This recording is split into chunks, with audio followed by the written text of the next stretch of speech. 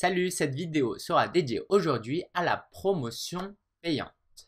Les objectifs de la promotion payante sont tout d'abord le branding. Le branding, c'est le fait de se faire connaître. Le but, c'est d'apparaître un peu partout pour que le prospect s'habitue à notre marque, à l'image de notre marque pour qu'elle ait confiance pour effectuer son achat. Parce que la première fois qu'elle va voir ta marque, elle va se dire: «Ah, je les connais pas du tout, d'où ils débarquent.» Donc, les habituer justement à voir ton entreprise, ça va les aider justement à passer cette étape de doute et à acheter tes produits.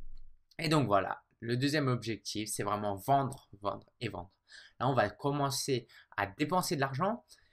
Et si on dépense de l'argent de manière relativement conséquente, comme on va le voir un peu après, eh ben, on veut avoir des résultats concrets, des résultats assez rapides. Et c'est vraiment ça l'objectif de la promotion payante. S'il y a des moyens de promotion gratuites, pourquoi ne utiliser des moyens de promotion payante? Parce que justement, ça nous permet d'avoir des résultats concrets. Donc vraiment, de vendre, c'est vraiment l'objectif. Alors, on va voir différentes méthodes. On va pas voir toutes les méthodes qui existent parce que voilà, il y en a beaucoup, mais on va voir les principales méthodes de promotion payante. Tout d'abord, les annonces sponsorisées qu'on appelle aussi le coût par clic, l'affichage de publicité, les sites de comparaison de prix, l'affiliation, les ventes privées et les codes promo. Alors, on va passer à du concret. On va directement aller sur Internet et voir, commencer par les annonces sponsorisées. Ici, j'ai fait une recherche pour chaussettes personnalisées. Alors, je ne pensais pas trouver des résultats, mais il y a des entreprises qui font ça, apparemment. Et donc, on tombe sur des résultats ici. Alors, je ne sais pas si tu le vois, mais là, le fond, il est rose. Ici, les deux premiers résultats. Donc, c'est même écrit annonce ici. Et là, c'est des annonces sponsorisées. Ça veut dire quoi? Ça veut dire que c'est des entreprises qui ont payé pour apparaître à ces endroits-là. Et comment se fait-il que cette entreprise elle soit là et cette entreprise elle est là? Comment ils font pour payer ces publicités? Donc c'est un système de coût par clic, le CPC. C'est-à-dire que tant que je ne clique pas sur ce lien, l'entreprise ne paye absolument rien. Donc ça permet à l'entreprise de pouvoir contrôler ses coûts. Comment ça marche? Ici, je suis sur le générateur de mots-clés de Google. Et par exemple, pour la recherche chaussettes, je peux voir, bah ça c'est une chose, hein, on ne va pas parler de ça, on peut voir ce que les gens recherchent durant le mois. Et là, sur cette colonne, on voit le CPC approximatif. C'est-à-dire que ici, on peut voir combien cela coûte pour être bien classé sur ces annonces sponsorisées. Donc si tu veux être classé pour la recherche, disons, chaussettes pas chères, il te faudra payer en moyenne 54 centimes pour être classé dans les positions moyennes, comme ici. Donc si je clique ici, en moyenne, cette entreprise paye 54 centimes. Donc voilà, et c'est un système d'enchères. C'est-à-dire que si moi, l'entreprise A enchérit 30 centimes et l'entreprise B enchérit 40 centimes, l'entreprise B va être placée avant l'entreprise A. Ça permet d'être dans les résultats Google immédiatement. Donc voilà, ça c'est le principal avantage. On en parlera un peu plus tard. Deuxième méthode, l'affichage de publicité. Nous sommes ici sur le site du 20minutes.fr. Et là, on voit un petit encart publicitaire, ainsi qu'ici. Mais on peut faire de la publicité sur des sites moins gros, qui coûteraient moins cher, évidemment. Comme un blog que je viens de découvrir, Audrey Cuisine. Donc ici, voilà, c'est un espace publicitaire. Alors comment ça marche pour l'entreprise? L'entreprise, elle peut passer par des régies publicitaires, comme Google d'ailleurs le fait. Donc là, on paye à l'impression ou au clic. Ça dépend. L'impression, ça veut dire que pour 1000 affichages de publicité, je vais payer par exemple 1 euro. Le coût par clic, c'est comme tout à l'heure les annonces sponsorisées sur Google. On peut aussi signer des contrats directement, sans intermédiaire, avec le blog, avec l'entreprise, en disant, voilà, moi je te paye 300 € pour être affiché 6 mois sur ton blog. Un exemple. Troisième méthode de promotion payante qui est très utilisée, c'est celui des moteurs de comparaison de prix. Les sites de comparaison de prix comme leguide.com te permet, par exemple, quand tu tapes une recherche pour lampe, si tu vends des lampes, ouais, tu vas te retrouver avec pas mal de résultats ici. Alors, les résultats ne sont pas tous pertinents. Alors, si ici c'est bien une lampe, ouais. Donc, comment ça se passe? Toi, tu es une entreprise. Ce que tu vas devoir faire, c'est signer un contrat avec durée d'engagement ou pas. Ça dépend des sites internet. Et ce sera souvent un système de coût par clic. C'est-à-dire que comme sur Google, si je clique là et que je vais sur le site de sofalis.fr, l'entreprise va payer quelque chose comme 20 centimes d'euros. Il y a certains sites qui font au taux de conversion, le CPA, le coût par acquisition. Donc si je clique et que j'achète sur ce site, eh ben, Sofalis va payer un certain pourcentage, une certaine commission à leguide.com. Donc deux modèles, coût par clic ou coût par acquisition. C'est une méthode très utilisée puisque les gens utilisent les sites de comparaison de prix. Voilà, toi aussi peut-être tu l'utilises surtout par exemple lorsqu'il s'agit d'acheter des billets d'avion. Il y a aussi certains sites qui offrent ce service gratuitement, comme Google Shopping. Alors forcément gratuit, quand c'est gratuit, il y a des avantages et des inconvénients. Mais bon, voilà, au moins c'est gratuit. Et donc ici, voilà, pour la recherche collier artisanal, je tombe sur ces recherches-là. Voilà. Donc ça peut être très intéressant d'être sur ce genre de site. Donc dans le cas de Google, c'est gratuit. Dans le cas de leguide.com, c'est au coût par clic. Donc on contrôle son coût, même s'il y a des coûts fixes. Autre technique de promotion, c'est le marketing d'affiliation. Ici, je suis sur le site de DIY Themes. Donc, c'est un site qui vend des services. Donc ça pourrait t'intéresser si tu vends des services. Et ce site vend des templates WordPress. En gros, ils vendent des designs pour les blogs. Comme moi, par exemple, je ne suis pas programmeur. Je ne sais pas faire de design. Du coup, ce que je fais, c'est que j'achète quelque chose de préfet, plus ou moins. Et ce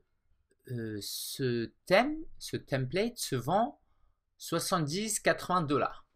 Je crois que c'est 60-70 €. Et pour cette entreprise qui crée un service, qui crée un produit, alors non, c'est pas vraiment un service, pardon, c'est un produit digital. Donc cette entreprise, elle n'a pratiquement pas de coût marginal. Qu'elle en vende 1 ou en vende 100 ou en vende 1000, ça coûte presque rien. Donc, ça ne coûte rien en plus. Donc, l'avantage pour cette entreprise, c'est que plus elle vend, plus elle va faire de bénéfices. Contrairement à une entreprise qui vend des produits physiques, eh ben, ton coût est assez élevé pour chaque produit. Mais là, ton coût, il est de zéro. Ton coût marginal, il est de zéro.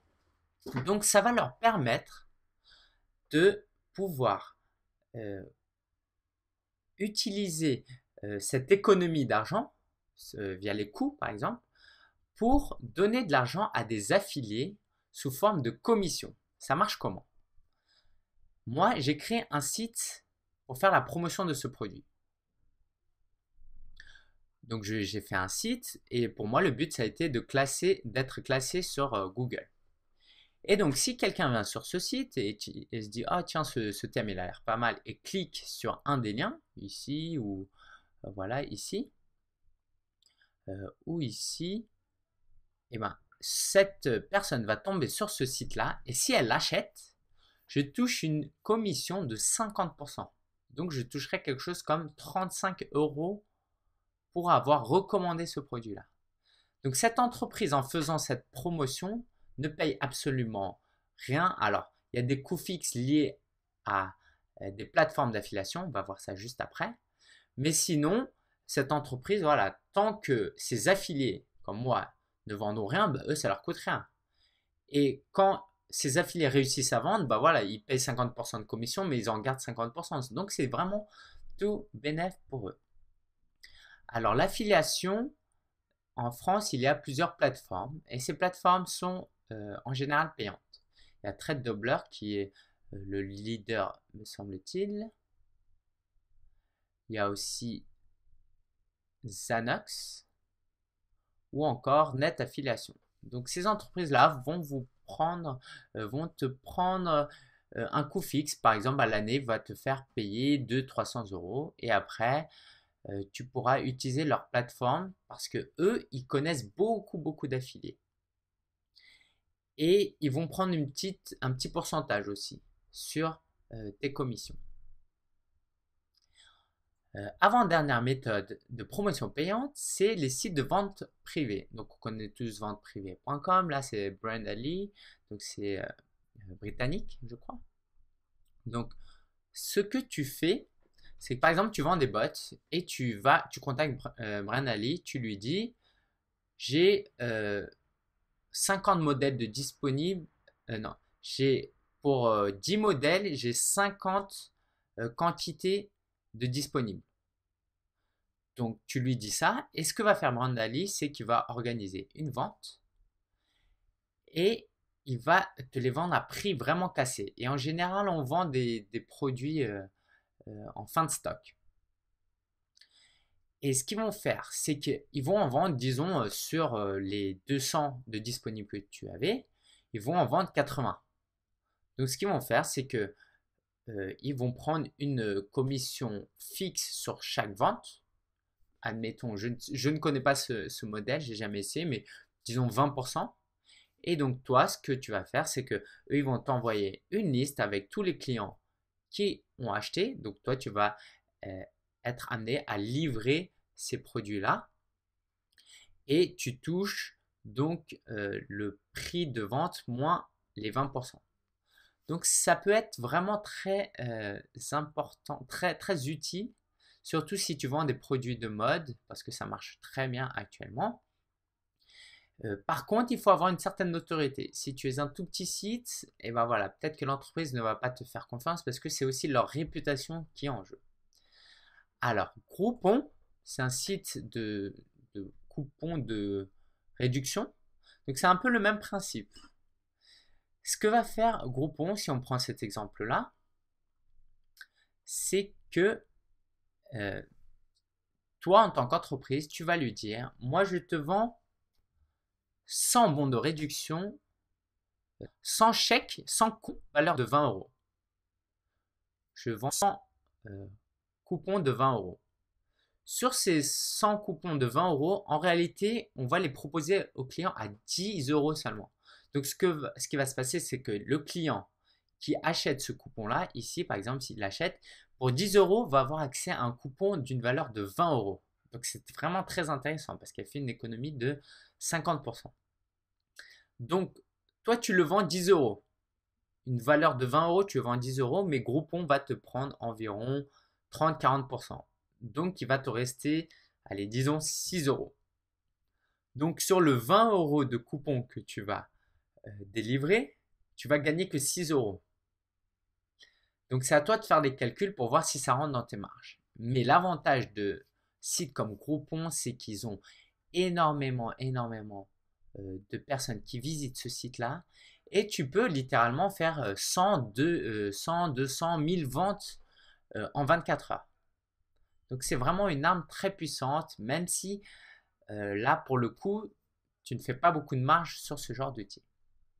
Alors voilà, maintenant que je t'ai présenté tous ces outils-là, toutes ces méthodes-là, tu te demandes peut-être quel outil je vais utiliser moi. Alors c'est très difficile de répondre à cette question si je ne connais pas ton projet. Mais je vais quand même te donner quelques pistes. Quelques critères de choix pour voilà, éliminer certaines formes de promotion pour en privilégier d'autres. Tout d'abord, il faut voir la concurrence. Où sont tes concurrents? Est-ce que tu as beaucoup de concurrents? Est-ce que tu veux aller là où sont tes concurrents? Parce que ça marche bien pour eux. Et comme ton prix est inférieur, bah, ça vaut le coup pour toi. ou est-ce que tu veux te démarquer et utiliser une autre méthode que tes concurrents n'utilisent pas? C'est quelque chose à prendre en compte. Deuxième chose, c'est ton temps disponible contre ton budget disponible. Forcément, si tu as pas beaucoup d'argent mais tu as du temps, bah, peut-être que voilà, faudrait axer sur les médias sociaux et le SEO plutôt que de faire la promotion payante parce que ça coûte cher. Mais si tu as un gros budget marketing, là pour le coup, ça peut être très intéressant. Ça peut te faire économiser du temps. On verra les avantages après. Troisième critère de sélection, c'est ton produit. Est-ce que c'est un produit de niche ou un produit mainstream? Est-ce que tu vends tu vends des stylos? Tout le monde utilise des stylos. Ou est-ce que tu vends des porte-monnaies italiens? Alors voilà, je sais pas, des porte-monnaies pour enfants. Voilà. Est-ce que tu vends des stylos ou des porte-monnaies pour enfants? Dans le premier cas, ça vaudrait peut-être le coup de faire des campagnes publicitaires à l'échelle nationale, par exemple. Mais si tu vends des porte-monnaies pour enfants, bah, peut-être qu'il faut aller faire de la publicité sur des sites spécialisés pour enfants. Tu ne vas pas forcément faire de la publicité sur 20minutes.fr. Quatrième critère à prendre en compte, est-ce que tu vends un bien ou tu vends un service? Et j'ai même envie de dire, est-ce que tu vends un bien physique ou un bien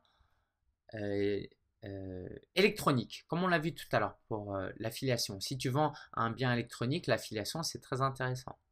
Si tu vends un service, eh ben, tu vas peut-être moins utiliser des outils comme Google, comme les annonces sponsorisées. Tu vas pas du tout utiliser les sites de comparaison de prix, ça c'est sûr.